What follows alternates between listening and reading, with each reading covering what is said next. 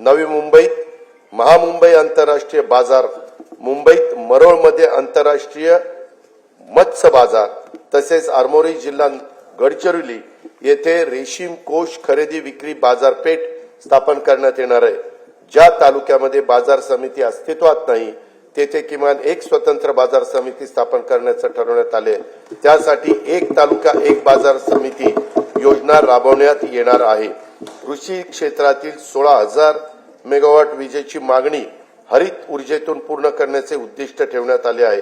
शेतकऱ्यांना दिवसा विश्वासार्ह वीज पुरवठा करणे शक्य व्हावं यासाठी 27 जिल्ह्यांच्या मध्ये मुख्यमंत्री सौर कृषी वाहिनी योजना 2.0 मधून 2779 विद्युत उपकेंद्रासाठी सौर प्रकल्प हाती घेण्यात आले असून ते ऑक्टोबर 2026 पर्यंत पूर्ण होणार आहेत।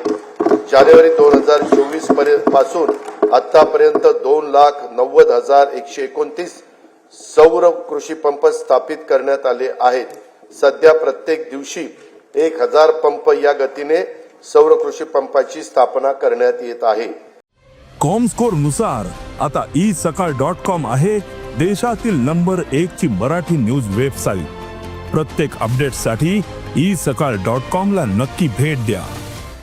बी बियाणं, यंत्रसामुग्री, खते आणि शेतमालाच्या वाहतुकीसाठी महत्त्वाच्या असलेल्या शेत व पाणंद रस्त्याच्या बांधणीसाठी बळीराजा शेत व पाणंद रस्ते रामटेकच्या धर्तीवर ही योजना सुरू करण्यात येणार आहे।